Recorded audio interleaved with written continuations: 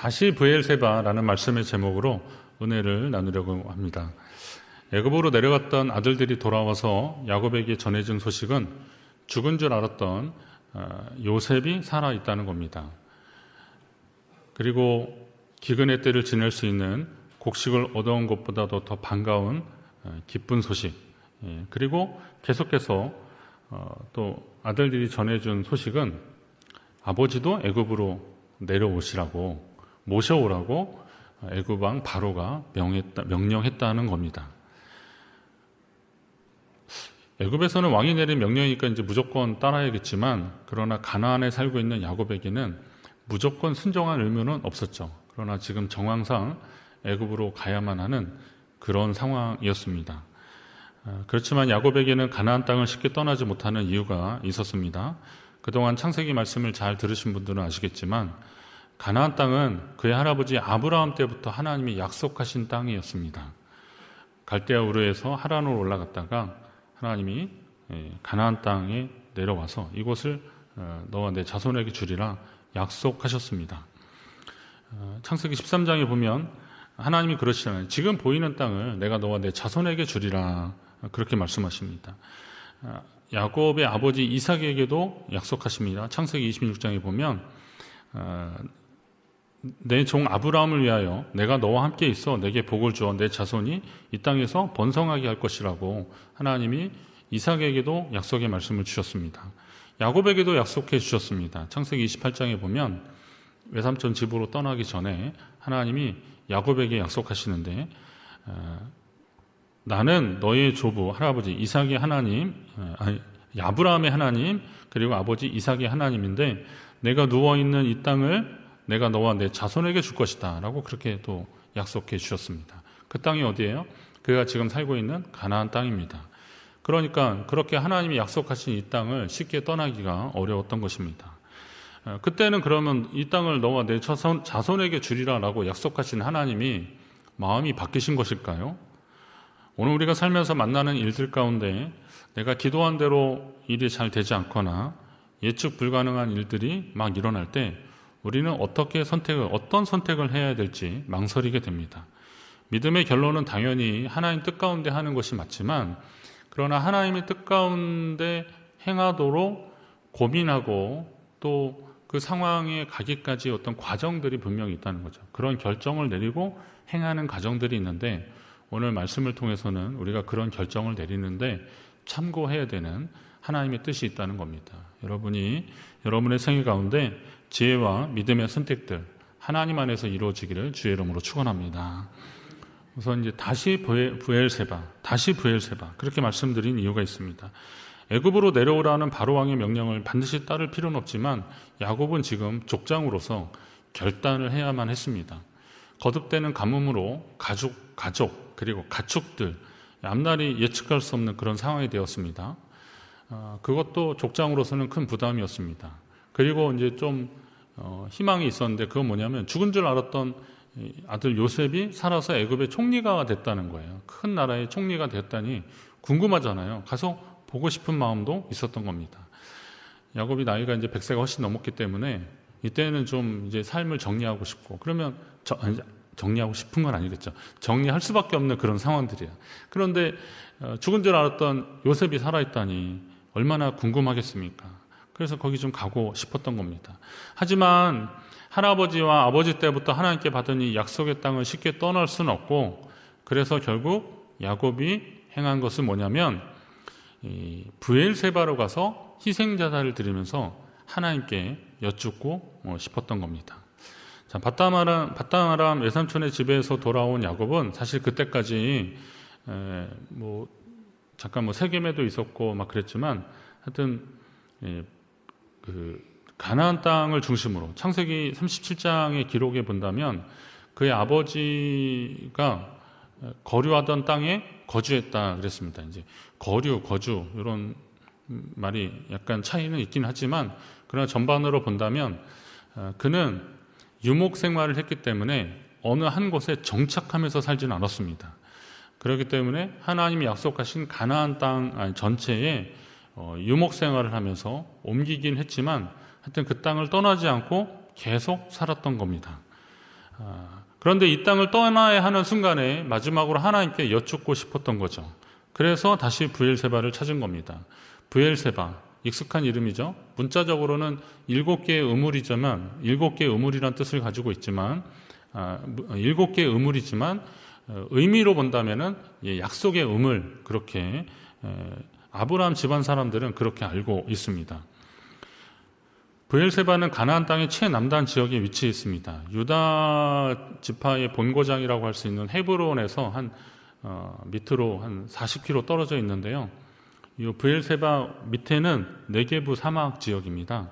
그렇기 때문에 이 네게부 사막 지역으로 가면서 애굽으로 내려가기 때문에 가나안 지역으로 봤을 때 사람이 정착할 수 있는 거의 마지막 끝단이다.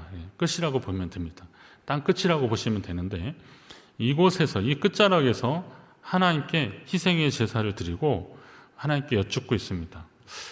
야곱이 하나님께 허락받기 위해서 브엘세바에서 희생을 제사를 드린 것처럼 그렇게 보일 수도 있습니다. 그러니까 이미 결정해 놓고 하나님이 제가 내려가는 거 하나님이 좀 허락해달라 이렇게 하는 것 같습니다. 그렇게 보일 수도 있어요. 왜냐하면 우리도 자주 그런 방법을 선택하기 때문에 그렇습니다. 여러분 어떻습니까? 기도는 하나님의 뜻을 여쭙는 것인데 자꾸 내가 이미 내린 결론에 대해서 하나님이 허락해 주기를 바라는 그런 기도하지 않습니까? 찬양은 내 주여 뜻대로 행하시옵소서, 살던지 죽던지 이런 찬양으로 하나님 앞에 올려드리지만 실제는 어때요? 내 주여 내 맘대로 하게 하옵소서 내 주님 내 맘대로 하게 하옵소서 이렇게 기도하고 있지 않습니까? 야곱은 자신이 내린 결론에 대해서 하나님의 허락을 받기 위해서 브엘세바에 멈춘 것은 아닌 것으로 전반적으로 보입니다. 왜냐하면 희생제사를 드릴 때도 그의 아버지 이삭이 하나님께 희생제사를 드렸다 이렇게 말하고 있습니다. 기록하고 있습니다. 아버지의 하나님은 약속의 하나님을 의미하는 겁니다. 야곱은 마지막까지 하나님 주신 약속의 땅을 떠나는 것에 대해서 하나님께 계속 여쭙다고 보면 되는 겁니다. 지금 여러분이 진행하고 있는 삶의 결정들을 더 늦기 전에 다시 브엘세바로 가서 하나님께 여쭈시기 바랍니다. 그거 놓치시면 후회하실 겁니다. 하나님께 지금 어쩔 수 없는 상황들, 정황적으로 내가 그럴 수밖에 없다 하더라도 하나님이 약속하신 것하고 조금 다른 상황이 벌어지거나 우리가 그동안 하나님의 말씀이나 하나님의 그 믿음의 상식에 기대어서 살았던 거하고 전혀 다른 일들이 벌어지고 그리고 우리가 어쩔 수 없이 그런 선택을 해야 될 때는 그때는 하나님께 여쭙는 일을 해야 되는데 그것이 바로 브엘세바인 것입니다. 적어도 오늘 본문에서는요. 하나님께 여쭈십시오. 그리고 하나님의 사람답게 내 마음이 아니라 주님의 마음이 여러분의 삶의 중심이 되시기를 주의 이름으로 축원합니다. 하나님은 응답하시는 하나님이시더라고요. 한번 따라할 거예요. 하나님은 응답하시는 하나님이시다. 여러분도 아멘이십니까? 그런 하나님 경험하셨죠? 하나님은 응답하시는 하나님이십니다. 오늘 2절에도 보니까 그 밤에 라는데 그 밤을 좀 주목하십시오. 그 밤이라면 어떤 밤입니까? 야곱이 하나님께 희생의 제사를 드린 그날 밤에를 의미합니다. 하나님이 그 밤에 이상 중에 이스라엘에게 나타나셔서 그를 부르십니다. 야곱아 야곱아.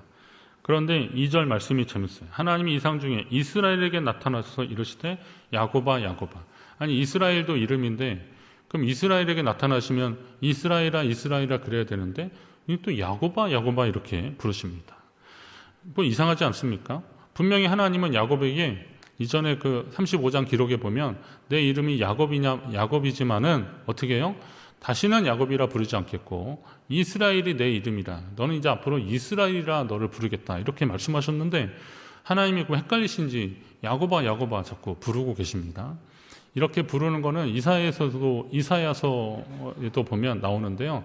이사야 41장 시작하면서 버러지 같은 너 야곱아 이렇게 얘기합니다.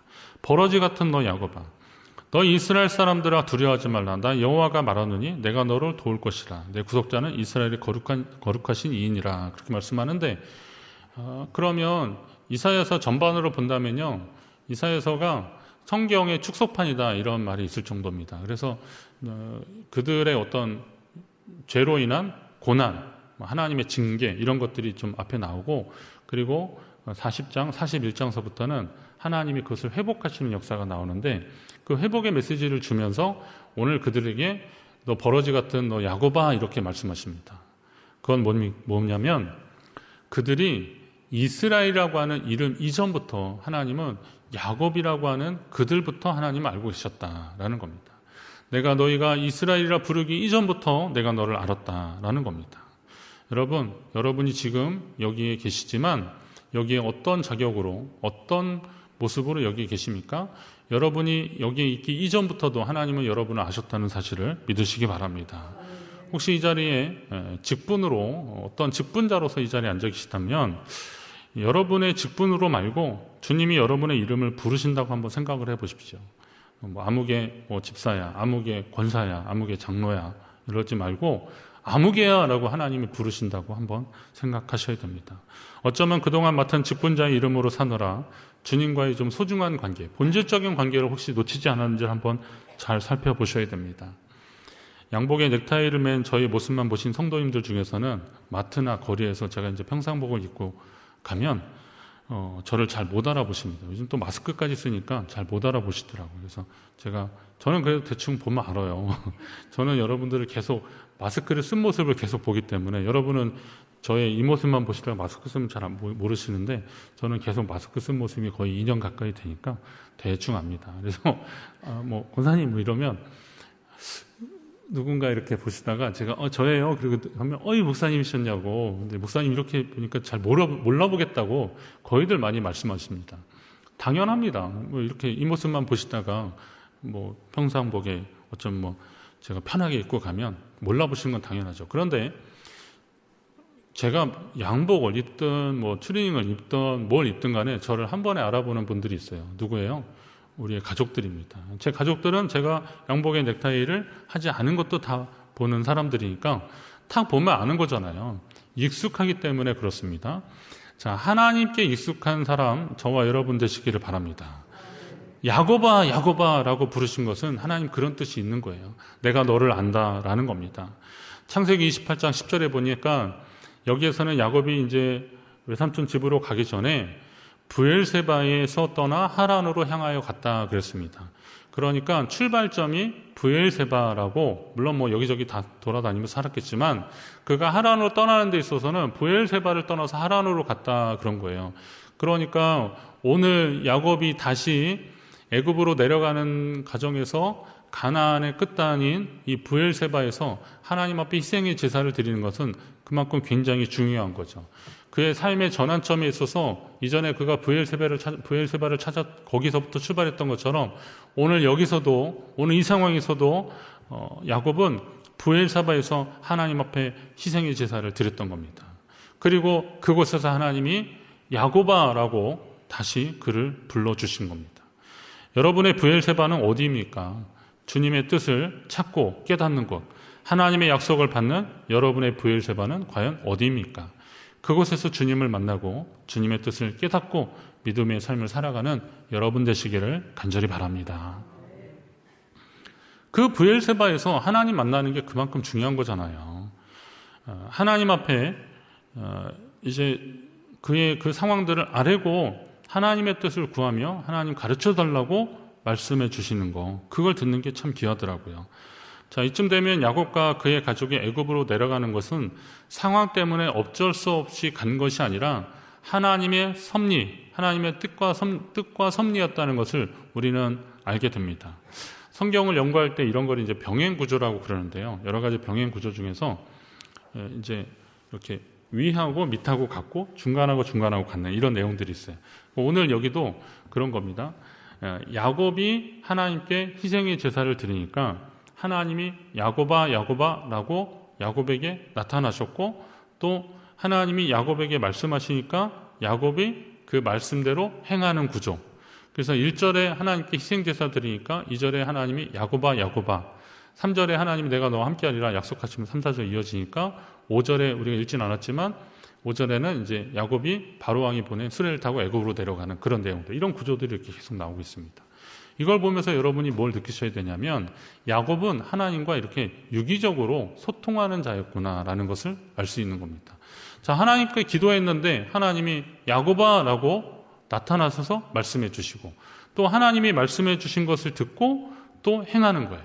하나님이 말씀해 주신 것을 행했더니 하나님이 또 그와 함께 하심에 대한 확신을 주시고. 여러분 부럽지 않으십니까? 여러분도 그렇게 삶을 사셨잖아요. 응답의 하나님이라는 것에 아멘 하셨다면 그런 삶을 이미 사신 겁니다. 오늘 성경을 통해서 하나님의 사람들, 믿음의 사람들이 이렇게 유기적으로 하나님과 연관되고 관계를 맺어야 되는 것을 우리에게 다시 한번 이게 옳은 것이다라는 것을 말씀해 주고 있는 겁니다. 하나님을 경험한 사람들은 끊임없이 하나님과 소통해야 하는 겁니다. 다시 말씀드리면 신앙은 일방적이지 않습니다. 또 그래서도 안 됩니다. 물론 당연히 하나님의 말씀에 순종해야 되는 건 맞습니다. 그러나 하나님은 우리에게 일방적으로 명령만 하시는 분은 아니시라는 겁니다. 그러니까 하나님은 사명만 주시는 분이 아니라 그것을 감당할 수 있는 힘과 능력을 주시는 분이시다. 여러분도 그런 하나님을 경험하신 줄로 믿습니다. 하나님, 제게 그런 사람을 좀 붙여주십시오. 제가 이게 안 되는 것 같은데 하나님이 좀 제게 능력을 주십시오. 라고 그렇게 기도하는 겁니다. 그러다 보면 하나님이 진짜 사람을 붙여주실 수도 있고, 어쩔 때는 제 안에 있었던, 제가 몰랐던 저의 능력들이 있었더라고요. 그거 가지고 하나님이 일을 하게 만드시더라고요. 하나님의 역사는 그런 거더라고요. 제가 기도한 대로 되지 않습니까? 근데 그건 제가 기도한 게 아니라 믿음의 사람들의 원칙이잖아요. 하나님이 그것을 필요해서 일하게 하셨다면 그것을 돕는 손길을 만나게 하시는 거예요. 오늘 야곱이 그냥 가지 않고 그냥 상황 때문에 어쩔 수 없어, 할 수 없어 이러지 않고 이 브엘세바에서 하나님께 여쭈려고 희생의 제사를 드리고 기도했더니, 하나님 앞에 제사 지냈더니 하나님이 그에게 나타나셔서 약속의 말씀을 주시는 거예요. 애굽으로 내려가는데 두려워하지 말라고 그렇게 말씀해 주시네요. 두려움의 원인이 뭐라고 생각하십니까? 두려움은 사실 불확실성 때문에 두려운 거예요. 앞에 무슨 일이 일어날지 모르니까 두려운 겁니다. 여러분 이렇게 길을 가도 보이면 그냥 가는데요, 눈을 딱 가리면 여기 무슨 앞에 이렇게 익숙해도 여기 뭔지 모르니까 사람들이 발을 건네지 못하는, 앞에 떼지는 못하는 거예요. 야곱이 지금 두려운 거는 바로 그런 것들인 거죠. 앞에서 어떤 일을 만날지 모르니까 두려운 거예요. 그런데 하나님은 지금까지 그런 상황 속에 있는 사람들에게 말씀으로 힘을 주셨는데, 아브라함에게 그러시잖아요. 창세기 12장 아주 유명한 말씀이죠. 그가 너는 너의 고향 친척 아버지 집을 떠나서 내가 내게 지시할 땅으로 가라는 거예요. 그러면 내가 너를 복이 될지라, 너는 복이 될지라. 이전에 보면 복의 근원이 되게 하겠다고 하나님 그렇게 약속해 주셨어요. 내가 너와 함께 하리라. 예. 그 우물 사건 때문에 그랄에서 막 옥신각신 했었는데, 그러다가 이제 브엘세바에 올라온 이삭에게 하나님이 어떤 말씀을 주셔요? 나는 내 아버지 아브라함의 하나님이니 두려워하지 말라. 그렇게 말씀하십니다. 너의 아버지 아브라함의 하나님이니 두려워하지 말라. 외삼촌 집으로 떠나는 야곱에게도 이전에 그랬잖아요. 내가 내게 허락한 것을 다 이루기까지 그 약속의 말씀들 이거 다 이루기까지 내가 너를 떠나지 아니하리라 약속하셔요. 야곱에게 그 이전에 주셨던 그 약속이 오늘 이 브엘세바에서 또 말씀하고 계시는 거예요. 내가 너와 함께 애굽으로 내려가겠고 반드시 너를 인도하여 다시 올라올 거 하겠다라고 그렇게 말씀해 주세요. 이런 하나님의 역사의 원리는 계속되는 겁니다. 지금도 내가 너와 함께 하리라, 두려워 말라, 담대하라 라고 하시는 그 약속의 말씀은 야곱에게만 하신 말씀이 아니라는 거예요. 여호수아 같은 사람에게만 하신 말씀이 아니에요. 오늘 우리에게도 하나님이 함께 하심으로 우리의 두려움을 극복하게 해주실 줄로 믿으시기 바랍니다. 하나님은 말씀드린 대로 우리에게 말씀만 하시고 무책임하게 그냥 나머지는 내가 말했으니까 너는 알아서 해라 라고 하시는 분이 아니라 그것을 감당할 수 있는 힘과 능력을 주시는 거예요. 오늘 하나님께 받은 사명과 책임을 감당할 능력이 없다고 고민하고 계시는 분들 계십니까? 연말 되면은 모태신앙이 너무 많더라고요. 목사님 저희 못하겠다고 막 그러는 거예요. 하여튼 못하겠다고 하는 말을 접수하는데 제가 너무 힘듭니다. 제가 그래서 일단은 이제 그 교구 담당 목사님들한테 벌써 이렇게 알아서 어떻게 해봐 막 그래요. 그래서 목사님 도저히 안 되겠다 그러면 이제 저까지 오는 거예요. 근데 사연들은 다 있더라고요. 그런데 아까 제가 기도했던 그 기도를 한번 다시 생각해 보세요. 하나님, 지금 상황 속에서 제게 이거를 하게끔 하신다면 제가 어려우고 힘들어했던 그 부분들에 대해서 제게 해결할 수 있는 능력을 달라고, 하나님 그런 걸 허락해 달라고 하나님 앞에 기도하면 하나님이 일하실 줄로 믿습니다. 우리에게 익숙한 성경의 지명들 있잖아요. 헤브론, 베델, 오늘 나오는 브엘세바, 이런 이 지명들의 특징이 뭐예요? 하나님이 계시지 않는 곳이 어디 있겠습니까? 다 하나님의 편재성으로 본다면 어느 곳에나 다 계신데, 하나님이 이 특별한 장소들에서 약속을 주신 거예요. 헤브론, 아브라함이 그 가나안 땅에 와가지고 막벨라 이런 상수리 나무 아시죠? 거기가 헤브론 지역이잖아요. 그리고 저 밑으로 내려갔다가는 브엘세바, 그리고 야곱에게는 외삼촌 집으로 가기 전에 또 베델에서 약속해 주셨고, 이런 그 약속의 장소들, 지명들이 있습니다. 그 땅이 떠나기 전에 마지막 끝자락에 다시 하나님께 희생자사를 드리면서 여쭙는 거예요. 그렇기 때문에 오늘 다시 브엘세바로 온 것입니다. 오늘 우리 삶의 자리에서 하나님이 함께 하신다는 약속을 소중히 여기셔야 되는 거예요. 교회도 세상 끝날까지 내가 너희와 함께 하리라 약속하신 것이 바로 교회입니다. 여러분, 이 교회가 바로 하나님이, 우리 주님이 그렇게 약속하신 것입니다. 예수님 때에도 성전이 그 약속의 증표와도 같았어요. 그래서 예수님은 예루살렘에 오실 때마다 계속 성전에 올라가셨습니다. 한때 예수님이 성전을 허물겠다고 하는 것은 성전이 제사장이나 대제사장 이런 그 종교인들에 의해서 탐욕이 소굴이 되어버렸기 때문에 예수님 책망의 말씀은 그러신 거지, 성전 그 자체를 허물겠다 이런 말씀이 아니시잖아요. 그러면 오늘날에도 마찬가지입니다. 오늘 특별히 이제 종교개혁주일로 드리고 있는데요. 한 500여 년 전에 유럽 교회들이 벌써 그런 것 때문에 교회가 좀 새로워져야 된다라고 해서 고민하고 그러다가 이제 시작이 되었어요. 교회에 어떤 변화가 일어나기 시작했습니다. 그런데 오늘날의 종교개혁이라는 이름으로 그런 타이틀로 다시 한국교회를, 또 이 땅의 교회들을 다시 보자는 그런 시도들도 계속 있습니다. 그런데 어쨌거나 교회는 하나님이 내가 함께하기라, 세상 끝날까지 함께하기라 약속하신 것이 바로 교회거든요. 그럼 이 교회를 통해서 우리는 믿음을 회복하고 주님을 만나는 역사를 계속 이어가야 되는 겁니다. 여러분, 그렇지 않으십니까? 저는 하나님의 교회에서 이렇게 예배하고 말씀을 나누고 그런 거 얼마나 귀한지 몰라요. 우리나라가 또 세계적으로 백신 접종률이 좀 빨라지고 그러면서 11월부터는 위드 코로나 한다고 하잖아요. 아마 좀 변화는 계속 일어날 것 같습니다. 당장 어떻게 하기는 쉽진 않겠지만 그래도 분명히 일어나면서 이렇게 다시 모이는 것에 대한 기대감들이 있습니다. 그러면 하나님의 교회, 지금까지 하나님이 지켜주셨고 함께 하셨다면 이 교회를 통해서 우리가 하나님이 이 시대에 원하는 일들이 무엇인지를 다시 한번 깨닫고 그 일들을 위해서 애쓰는 사람들이 필요한 거죠. 하나님이 예배하는 것, 그리고 하나님을 만나는 것, 그것을 왜 하나님이 외면하시겠습니까? 당연히 지금까지 함께 하셨죠. 그럼 이 교회를 통해서 하나님의 약속을 확인하는 그런 일들을 우리는 계속 경험해야 되는 겁니다. 그러면 이곳이 바로 브엘세바인 거죠. 하나님의 약속을 확인하는 곳, 그리고 하나님의 약속을 확인하고 다시 힘을 얻는 곳, 브엘세바인데 교회가 바로 그런 브엘세바의 역할을 감당하게 될 줄로 믿습니다.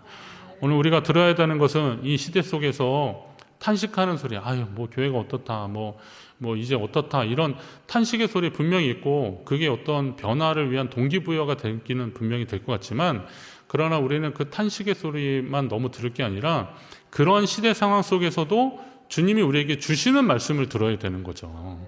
브엘세바에서 그 약속의 말씀을 들었던 것처럼, 오늘 이 시대에 하나님이 주시는 말씀을 들으려고 애쓰는 사람들이 되어야 되는 겁니다. 교회가 어떻다, 뭐가 어떻다, 이런 이야기는 우리가 참고하고 변화와 개혁의 동기로 삼는 것은 분명합니다. 그러나 우리가 결국 움직여야 되는 것은 뭐냐면 그런 소리에 움직이는 것이 아니라 그런 속에서 하나님이 우리에게 주시는 말씀을 듣고 움직이는 사람들이 되어야 한다는 겁니다. 그런 의미에서 오늘날에도 다시 브엘세바를 찾는 노력들은 해야 되는 겁니다. 여러분의 브엘세바는 어디 있습니까? 그 약속을 붙잡고 믿음으로 바로 서기 위해서 최선을 다하기 위해서 힘쓰는 브엘세바는 과연 어디여야 하는 겁니까? 저는 사랑하는 우리 교회가 바로 그런 곳이 되었으면 좋겠습니다. 이 믿음의 자리에서 하나님 주신 약속의 말씀을 붙잡고 다시금 힘있게 주님 앞에 나아가는 우리 교회, 또 이 땅의 교회들, 하나님이 기뻐하시는 믿음의 공동체 되기를 간절히 바랍니다.